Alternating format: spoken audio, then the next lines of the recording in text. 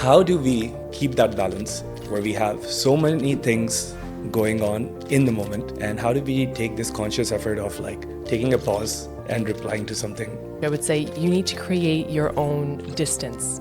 First, you need to get centered inside before, and then so you can create that distance, because unfortunately we can't control what's going on in the world outside of us. So working on self first so that you can create space, so that you can actually allow your brain and your emotions and your being to react constructively. And that could be breathing, that could be putting it down, that could be going for a walk, that could be asking yourself some questions, and then choosing to respond or not respond with all that full awareness. What I analyze from everything that you're saying, it all comes back to your awareness, and it all comes back to some of the most fundamental things that you can do to start your day, which will give you the power then to reflect and to understand what's going on. We spoke about, all these states. One of the states that I think is increasing in the world, especially even after the pandemic, is loneliness. Do you see loneliness to be a big problem in the future? It's more something that's coming from within. It's a loneliness because you can be in a sea of people and still feel totally alone. It's all within you.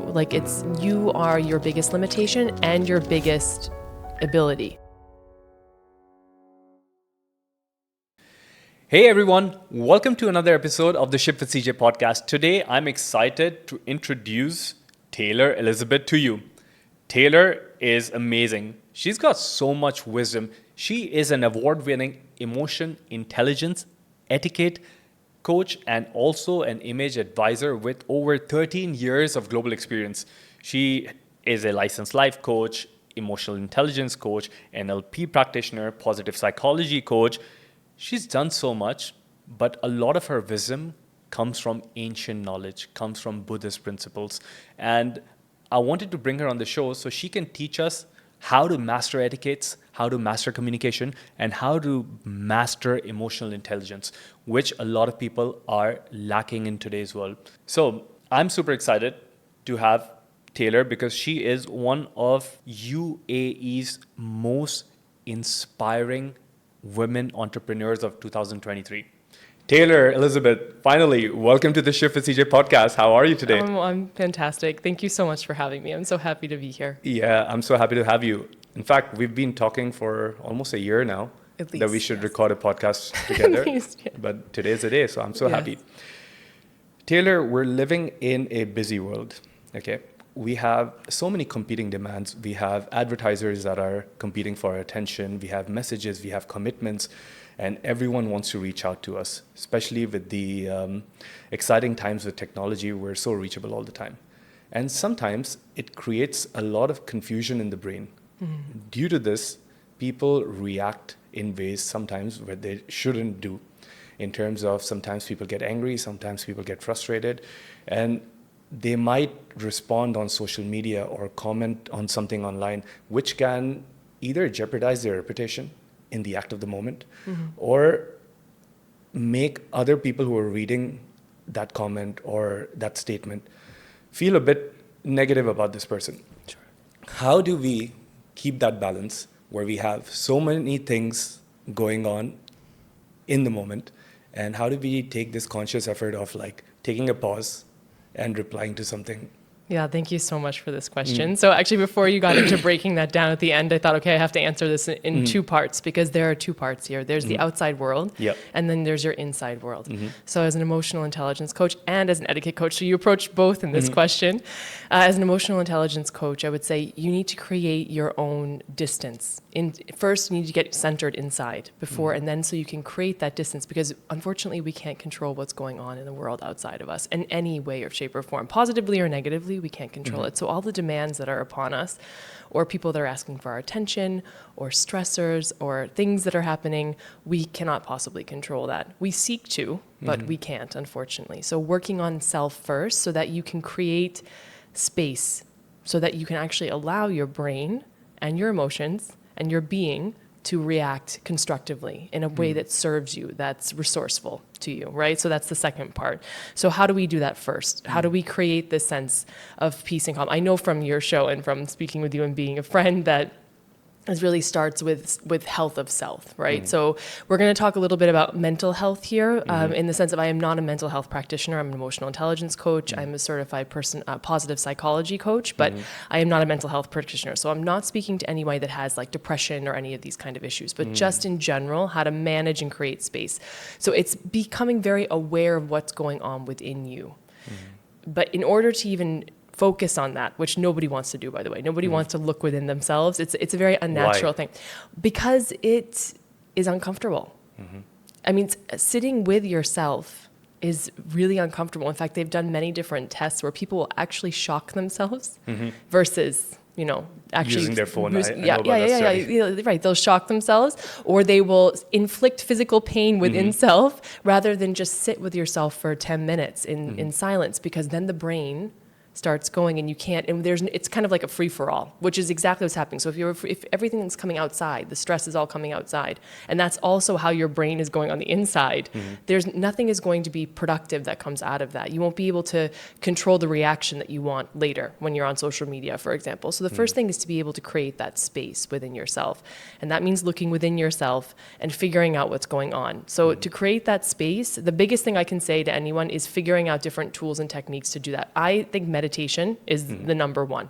Now, meditation, it looks very different in many different ways. I say meditation, and some people immediately, they envision like somebody like zened out or whatever. It actually doesn't have to be that way at all. Meditation is just a moment of, ideally, coming from a Buddhist philosophy, from a Buddhist background, it is actually not having any thought. And it doesn't mean that it doesn't mean that nothing comes into your mind. It means that you acknowledge, you're aware, but you let go, if you will. You don't have any attachment to whatever is going on in the mind, and you just like let it float in, float out. As you practice this, it becomes much easier just to not be nothingness, but just to have, it will just be space once you practice it long enough. When I say meditation to some people, they're like, okay, well, I have somebody talking to me, somebody has to think, I need to become like, in a yogi kind of state. But your meditation can be just sitting in calmness. It can be listening to frequency, for example. This is actually really good, certain frequencies that can help with the brain. It can be walking, which is also something that I do and I really love to do. It can be walking in nature in the morning, or in whatever kind of environment that you can find that's peaceful and calm. That can be your meditation, whatever it is. It's allowing yourself space. That's the most important thing, so that you can process whatever's going inside you. Then there's a moment, so before we even leave our homes, or even before we leave our bedrooms in the morning, or wherever it is that we're sleeping, you want to give yourself that space. So the meditation is great, but also then acknowledging where you are that day without judgment. So the without judgment part is the hardest part, because we as human beings, judgment is an essential survival tool. We have to be judgmental in the sense of friend or foe, good or bad, survival or not survival. So we're hardwired a little bit this way. Intellectually and intelligently, we can override that and know it. This is the awareness. This is the awareness that we can develop within ourselves. But once you've allowed space, and then you can sit with how you're feeling. So maybe you're not feeling great today, and that doesn't need a judgment. It just is. So accepting that, okay, this is not great. So today may not be my best day. I'm not going to set myself up for giving myself a total, like, okay, slack today. I can do whatever I want. I can behave however I want because I know it's not going to be a great day. But maybe I'm going to give myself more grace. I'm going to give myself more compassion today. I'm going to maybe set my goals and objectives in a full awareness of what's going on within me and the emotions that I'm going through as well. So you process the emotions without judgment, with acknowledgement, with space, with centering, before you even confront that outside world. Now, this sounds like a hefty practice, like you need hours or something like that, but really, honestly, you don't. It's that our minds are incredible, as you're very well know. Like, it's an incredible thing. So really just give yourself, I think meditation, like 10 minutes, not even. First thing in the morning? Yeah, first thing in the morning. Always first thing in the morning. If you can, first thing in the morning. You can do red light therapy also, which is great. So when I meditate in the morning, I use grounding. I do it on a grounding mat. I use red light therapy in the morning, not every day, but about 4 times a week or so, 4 or 5 times a week.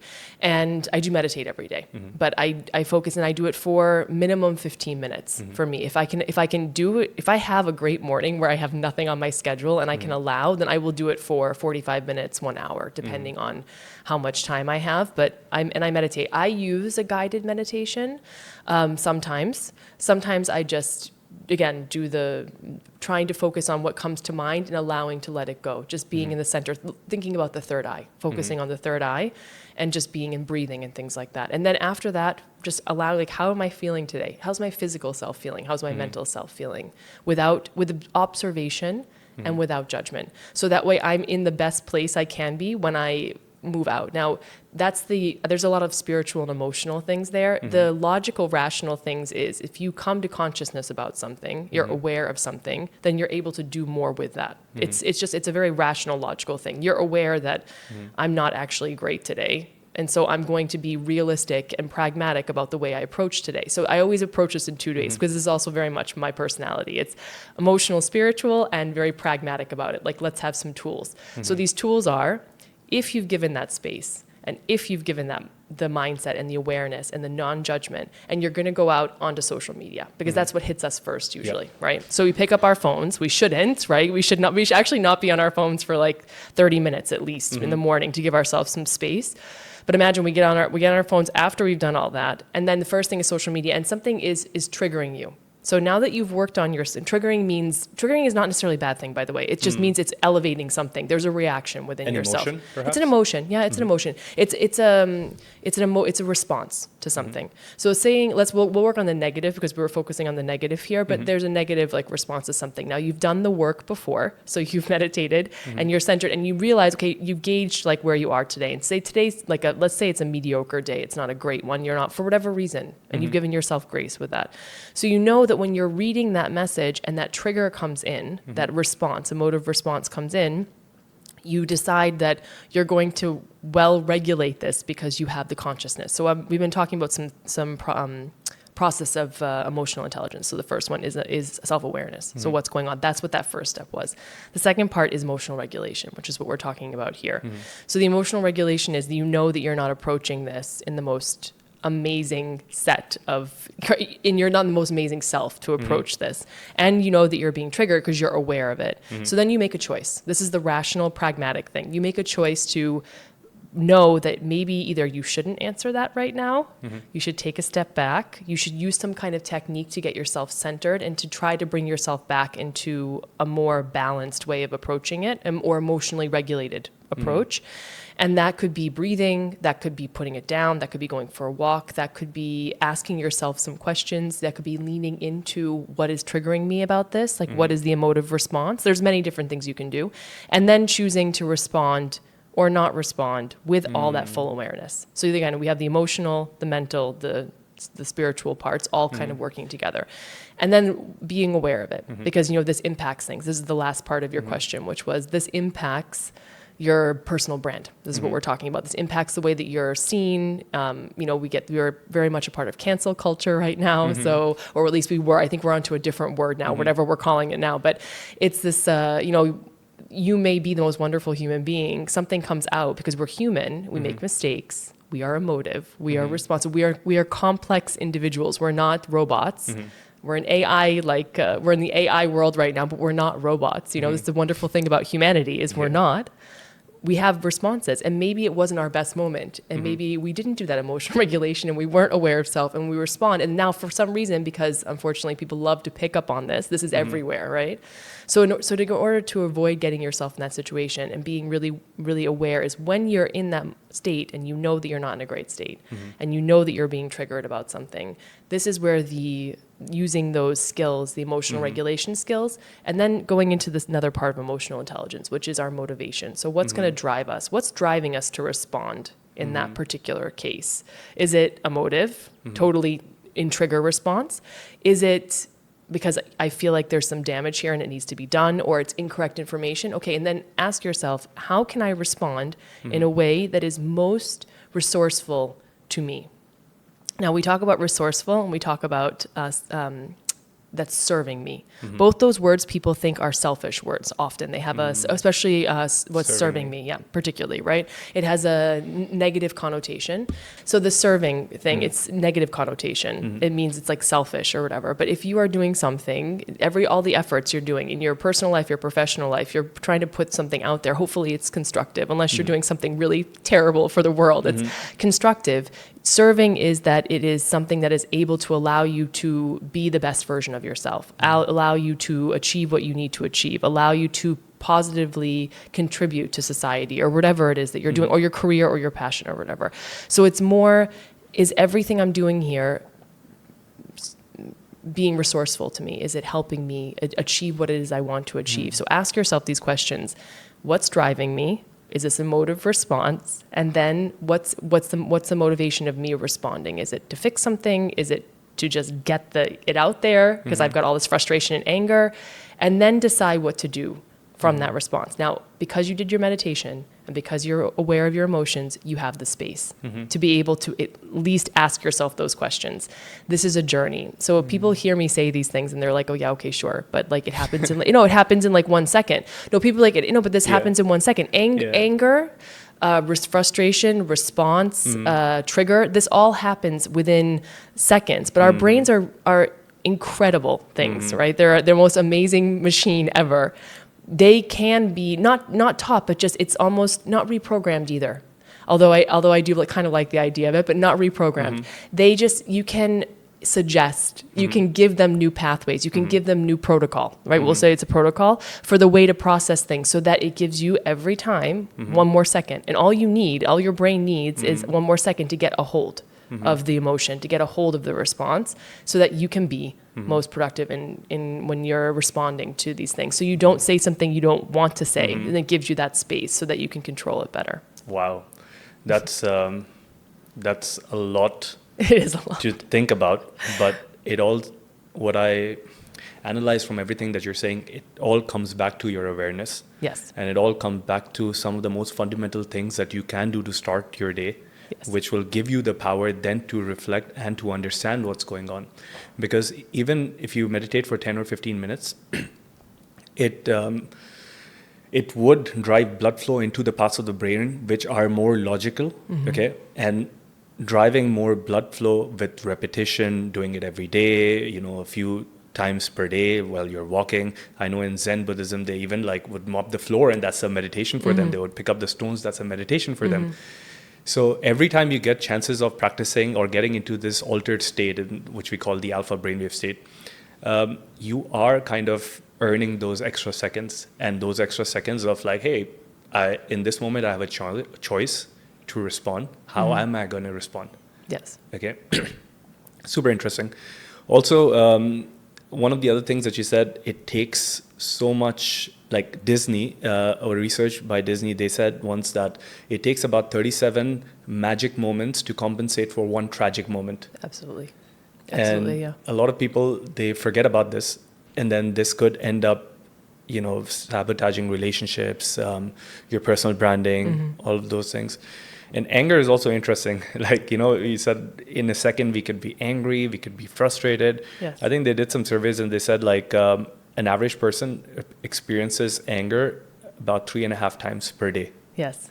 And the question is, you could experience that emotion, which is natural. It's okay to experience it. Yes. How fast are you going to switch into a different emotion, which serves you or your community or the place or the task that you're doing the best? Yeah. Okay. I mean, I think also it makes you a really interesting question talk about anger, right? So I guess anger in particular, anger is an emotion unlike sadness, unlike frustration, unlike stress, unlike anxiety, which are all for some reason acceptable in the sense of you hear that word and you don't, at least in Western culture, you don't reject. Yeah, you don't reject okay, this is an okay emotion. It's not sadness is not something. Oh, well, let's be sad today. It's not like an objective, but it's okay. Anger is often one where people are like, you can't be angry, or it's bad. Anger is a bad emotion. So I wonder how many of these people that are angry 3 times a day understand exactly. Are they okay with being angry, and then do they allow themselves, or do they just full on reject it?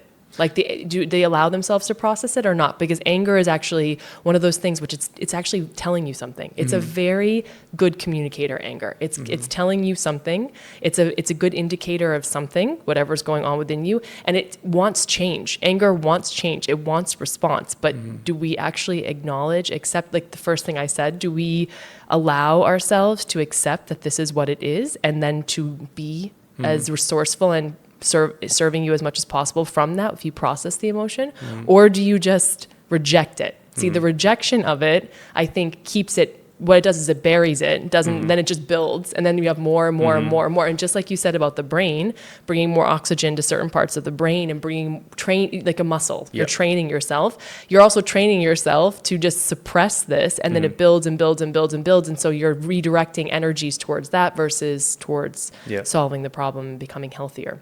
And this could also get people sick in the long run. Yes. We see a lot of diseases that come out of that, energy being manifested in different organs. Yes. Traditional Chinese medicine systems are completely about this. They talk about anger, guilt, shame, all of these translating into different diseases. We spoke about, all these states. One of the states that I think is increasing in the world, especially even after the pandemic, is loneliness.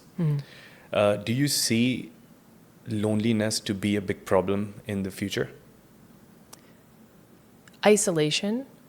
Like, and by loneliness, we mean like not emotional connection. Yes, a lot of people are connected to a lot of people, right? Like now there are so many people, they have work colleagues and, they go to the gym or they go everywhere. But a lot of people are not able to build real connections with them. Yes. Yeah, people who are surrounded by people can also feel lonely. Yeah, of course. And this is what we're seeing with a lot of new surveys, that a lot of younger people especially, they mention that they feel lonely all the time. Some countries of the world, like Japan, these countries are facing higher levels of loneliness. What's your take on loneliness? How do you see it? I mean, I do. Loneliness, I mean, I think you can, exactly like what you said. I think loneliness is, it's not a lack of those around you. It's not an actual, I mean, in some cases it may be full isolation. I mean, there are people that are lonely because they are so isolated from other human beings, but the probability of that, considering our world population and everything right now, is quite low, right? Especially where we're living, especially where I'm often traveling to as well. So it's more, not a state of mind like you're making it up in your mind either, but it's more something that's coming from within. It's a loneliness because you can be in a sea of people and still feel totally alone. It's a question, and I agree, it's a growing problem. We're always going to refer to COVID as making it worse because that made the physical part of it worse. But it basically took something that was already existing, which is strains in concept of community, strains in concept of emotional connection, that keep those bonds. One of the great things for longevity, right, is community, social connections and community, right? So it basically took that, and it was impossible, at least in the original way of thinking, it was impossible. And which I also still think we need the physical, like in-person connection as human beings. I mean, we were wired. I think we need it still, because even Zoom calls is not going to do the exact same thing, But like, it's important to have those things. And I think COVID just kind of showed that it was already really fragile. And that when you removed any possibility of that happening organically in person, or at least like potential of it, then it got worse, kind of a thing. And also things became more where it was much easier to keep that state where we kept ourselves isolated, physically isolated more than not, or allowed ourselves more space. It also affected our social skills, which is a big part of this. I think there's two elements of it. The one is within self. So again, it always starts with self. I mean, I'm probably going to, this one is going to get old probably soon, the idea, but it always starts with self. So it's not so look within you before you look outside. Always look within ourselves, because you are, and we hear this all the time. People hear it. There are quotes about it throughout the ages. We're talking about, if we go back to one of my favorites, as you know, Rumi, one of my favorites, it's like us, 800 years now. It's like things that are quoted then are so relevant now. One of them is that it's all within you. Like you are your biggest limitation and your biggest ability. It's all within yourself. It's a choice. These are all choices within ourselves. So it starts within you. So it's not, it's in the isolation, and if you feel alone, it's figuring out, why are you feeling alone? And now again, it could be because of many different things, depression, anxiety, things of this nature. It could definitely be related to that, and I am not dismissing that at all. But if it comes to, is it because you aren't defining idea of self well? So this idea of self, like who am I kind of a thing. Not who am I supposed to be, what am I supposed to achieve, what is my legacy, none of that, but actually like who I am. Like are you giving yourself value in that? Do you have self-limiting beliefs as to who you are or how people see you or how you are valued? Like, are you starting with that? Then we could be here all day talking about those different topics. But like, what is your self-esteem?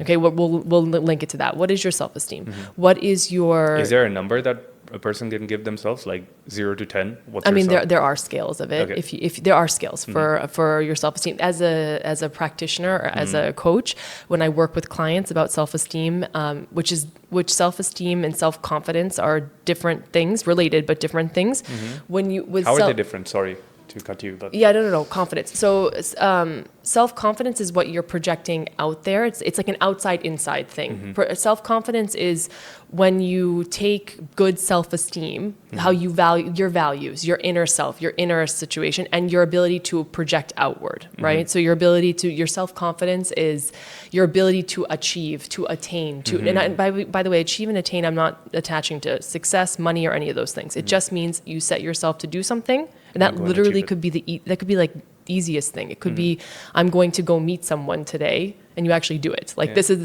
the achievement. It could be going for a hike or something mildly uncomfortable. Anything. And I think that's another thing, another topic for probably another podcast is the way we evaluate functioning in this world, in our life, is on such a scale that's running so fast and so hard and so high that we have to, in order to achieve, we have to be doing this. In order to say this is valuable, we have to be doing this. In order to say that this is actually of any value to me, it has to be on X, Y, and Z, which is, again, not rational, doesn't make any sense. It's not serving us in the sense of who's deciding what's achievement or not, what's showing good self-confidence or not, what's showing good self-esteem or not. Because self-esteem, again, as I mentioned, is an internal value assessment, and the self-confidence is outside. Okay, so when we are assessing our self-esteem, our value, our values, way we feel about self, those kind of things. So that's your self-esteem. So it starts with that. Is your loneliness coming from the self-esteem issues? Is it coming because you're not setting boundaries? So whenever you're around other people, that you're in these massive crowds of people,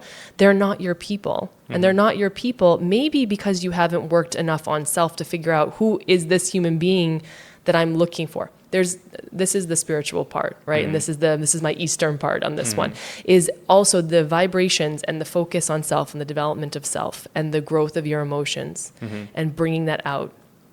When you start working on that and you know who you are, that doesn't mean that you're at 100% every day. That doesn't mean that you are like amazing, but you're comfortable with self. You know, that's what it means.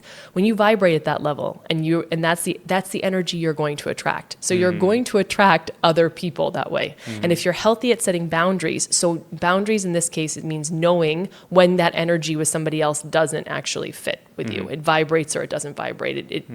It's polarizing or attracting.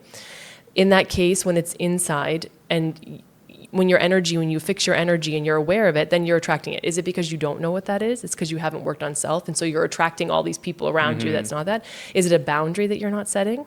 Boundary meaning like, I don't really want to be around these people, but I keep on saying yes because I need to be around people for social reasons or because somebody I know invited me and like, I kind of like that person, but maybe, I mean, have you really given it thought? Have you really done that? So you work on self inside first. And then outside is the skills. So this is the skill part, like conversation, small talk. Like some people are, especially introverts, which I love introverts. Yeah. So I'm actually, and I say this, and I have a hard time, people are like, it's not possible, but I'm actually introvert. So when you take my test, I'm like slightly into the introverted side, even though I seem very extroverted, but I'm actually quite on the introvert because I'm very much observing. I'm very much thinking about what's going on, like and analyzing things. I'm very much watching and seeing what's going on. And I am interested in being in social situations, but I am very like selective about it. Not selective because I think I'm better, but because the energy thing that we were talking about, right? And the boundaries and things of that nature. But for introverts, they have a hard time like the conversation. how to start a conversation, what to say, fear of rejection. Now, here we go into a bunch of different things. Fear of rejection, self-limiting beliefs, again, what they're going to say is not valued, they're not that interesting, or that whatever, they don't know what, these kind of things. So you can develop those skills. You can develop those skills to go out and talk. So to build connections with other people, have, learn how to engage with others, find something that you find in common so you can start to build community.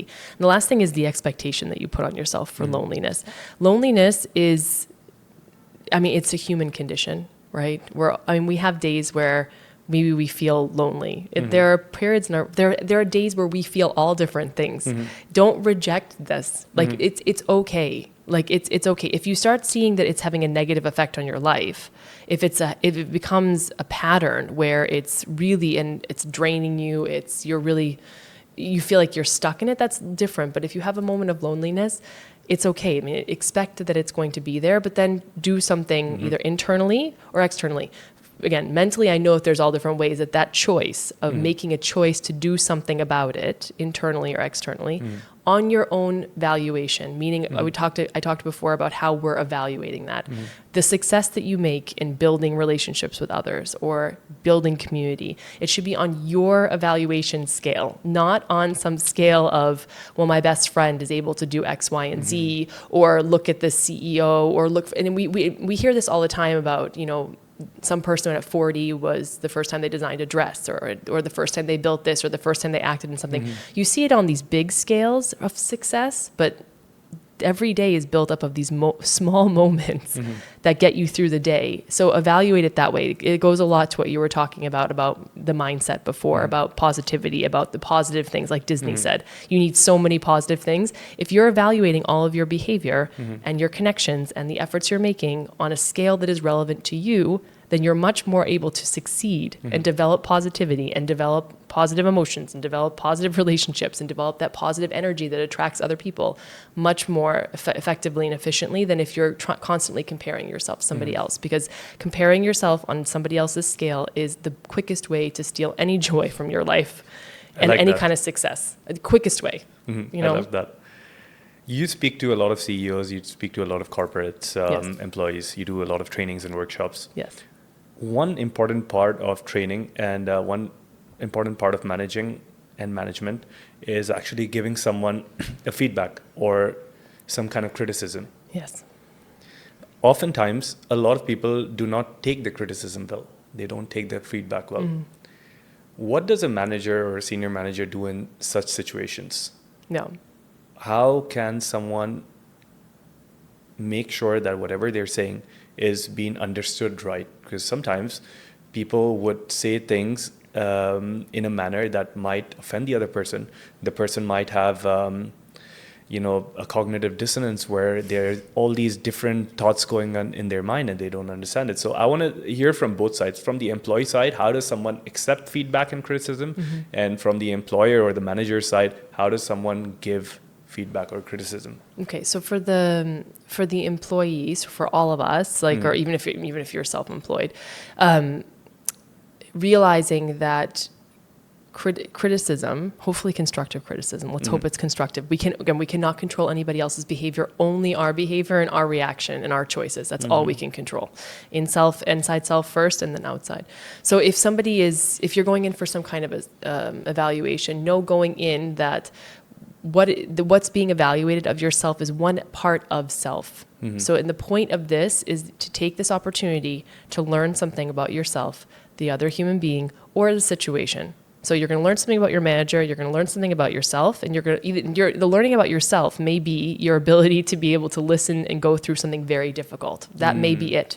Because everything that the manager may say, it may or may not be accurate. This is where it gets very gray. You don't really know. It could be. So to go in with the mindset of, I'm going to learn in this moment. This is a learning opportunity for me. Period. That will get your mind already in the right place to be able to listen to it. The other thing is active listening. Please listen to what's actually being said.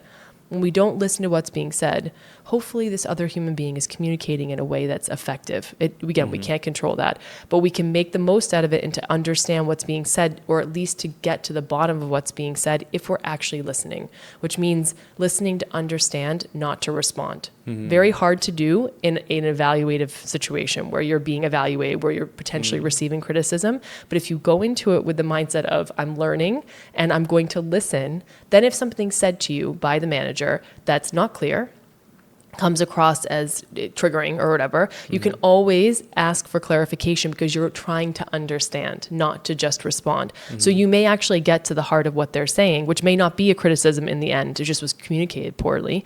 So you can do it. The other thing too is that when you're going through it, try to, as much as possible, separate this moment from your whole value of who you are as a human being. I think this is the problem, especially because our work is our life. We should be working to live, not living to work, right? But we don't, that's not the case. And as an American, I can definitely say that's not the case. It's not my culture's case.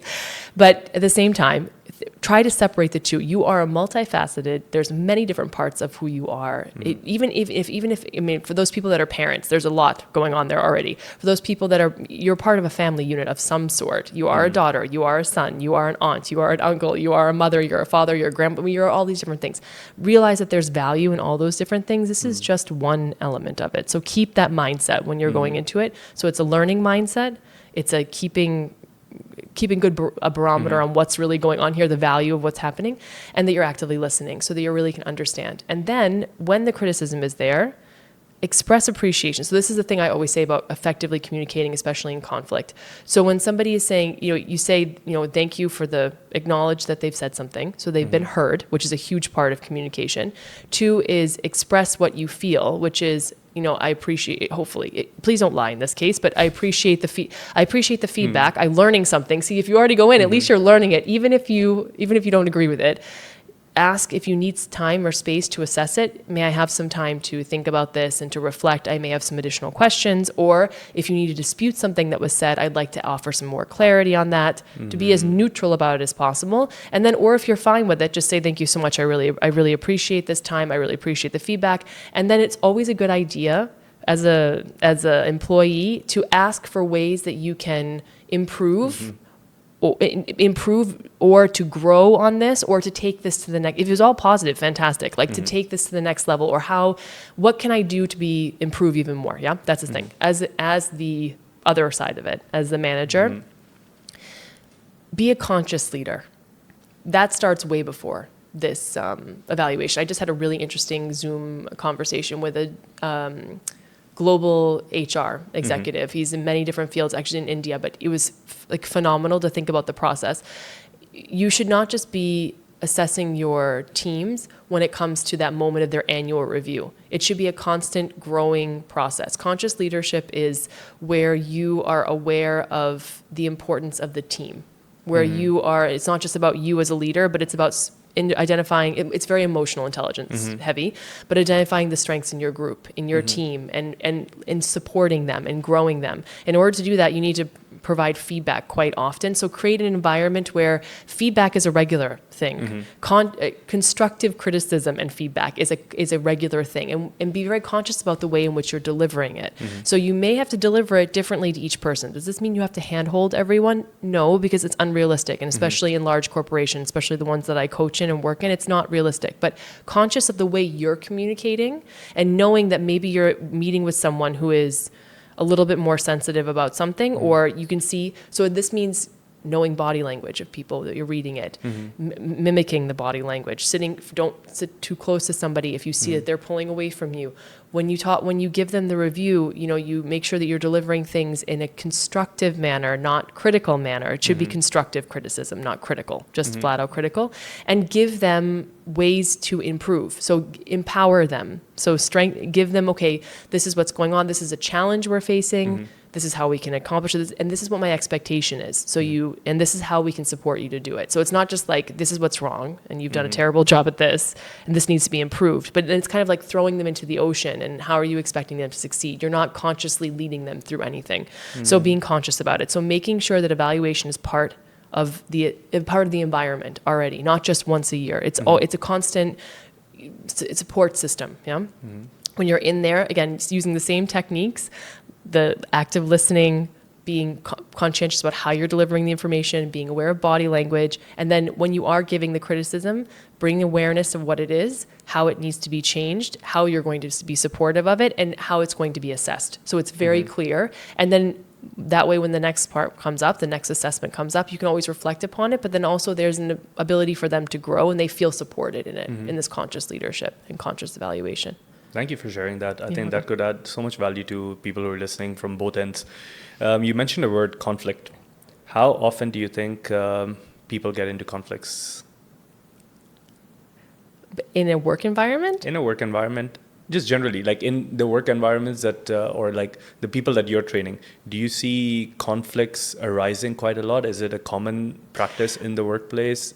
I see conflicts arising within people a lot, and I don't see conflicts coming out that often, like as in actual conflicts within an office. What you do see is you see a dysfunctional work environment or culture. That's how you see it manifested itself, where it's not being supportive. You see people not being able to make targets because of X, Y, and Z, because of, again, the dynamic within teams. You see that falling apart because there's a lot of internal conflict or a lot of frustration, a lot of resistance. Resistance to change, resistance to working together as a team, miscommunications. I mean, most business loses, I guess in the United States, I think it's some huge number. It's like $100 million a year or something in miscommunication. It's just because of miscommunication. So you have people not meeting their goals. You have people not communicating well. You have all these things happening because of conflict that they have within themselves first, and then they don't know how to express it. They don't know how to communicate it, or they just stop work, or they totally resist and they go inward and they just stop working as a team. And the whole thing of teams is that we're supposed to be working together. Otherwise, be on that isolated island that we talked about before. You're working with a team, so that takes quite a bit of effort. It takes a lot of commitment. But once it works well, and if everybody feels valued and seen and appreciated, and that they're contributing to the whole of the team in their own way, then it works wonderfully and the communications work great. But if there's conflict or discord or disconnect or people withdraw, that's when you start to see problems. So I would say I see more of that, more issues with culture, more issues with teamwork, more issues with communications, more issues with professional issues than I do actually with conflict. Because usually the conflict is out there. And unfortunately, then in HR, what do you do with it? What do you do with that conflict? I mean, is it punitive in the punishment, or are you going to get to the core of what's really going on and try to figure out this is the EQ part. This is the EQ in leadership, which is a huge movement right now. Taylor, I could keep talking to you forever, but we're going to come to the end of this podcast. Yes. I have two questions for you. Please.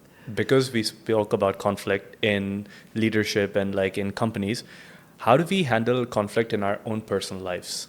Because I'm sure there are so many conflicts. We spoke about someone being angry 3 times or 3.5 times per day. In couples, usually the statistics is about 19 conflict events per year. So conflict is a part of our life. What would be your quick tips to resolve any conflict that arises within relationships, within families, within our personal lives?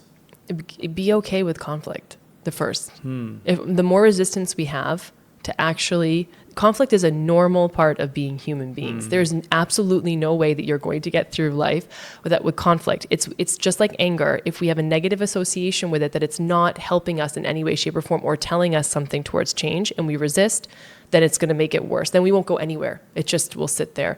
The thing I would say is that when conflict comes up, try to lean into understanding what it is and use active listening. That's the number one. In communicating is know self. So if you are somebody in conflict that needs that space, because you need that, there are many different ways people handle conflict. Let's just put it into 2 major groups. There's those people that need the space to process, and they need the time and space to process it, or those people that want right now to like deal with it. So figure out which one of those 2 things you are, and then figure out how to ask for that boundary in order to make it most successful and most resourceful for you. So and then ask for it. And if you are that type that wants to fix it right now, know that your partner, your life partner, your professional partner, your colleague, whatever it is, may not be that person. So use that time to acknowledge that after you've acknowledged it, and then use that time to figure out what's going on within you, so then you can come together and with an objective of solving the conflict, or at least understanding each other on the conflict, because you may not be able to resolve it. That's the other thing too. This is the whole thing about coming okay with conflict is it may not be resolvable, but you can, if you put it out there, you may be able to find something else that will come from it. And then at least, because the problem with conflict is not that it exists, it's that people don't acknowledge it, and that it festers, and that it becomes unresolved in that way. I mean, there may not be a resolution, but the energy will go somewhere. Do you know what I mean? It will be redirected into something else that you can then solve. But if you don't ever address it and you don't acknowledge it, then it won't go anywhere, and it will only fester and get worse. Amazing. I've never heard someone explain it that way, so thank you. My last question to you is, if you had a time machine, if I put you onto a time machine and you can go back in time and give your younger self one piece of advice, what would that be? Oh my gosh, I have thought about this so many times. I feel like, I would tell myself, usually my initial answer to this is always not to be so hard on myself. I would always be that. I would say it's probably going to still be that. I would say, so don't be too hard on yourself. Yeah, I would just say,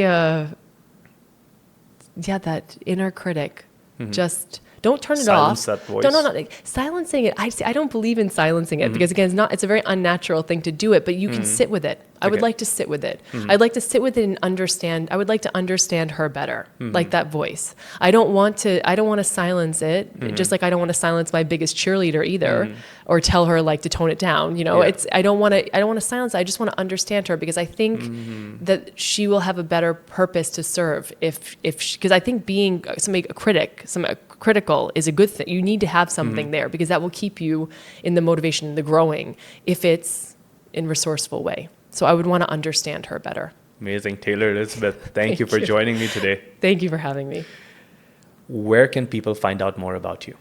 Okay, so on my Instagram page, which is The Elegance Advisor, I also have a website as well, The Elegance Advisor as well. You can always reach me at taylor@theeleganceadvisor.com, or you can go through it in Instagram DMs, and we can get a hold of me that way as well. Yeah, we'll put all the details in the show notes. Thank you so much for sharing your knowledge, sharing your wisdom, and I can't wait to have you back again on the show, because there are so many things we can talk about. So many things. Thank you so much.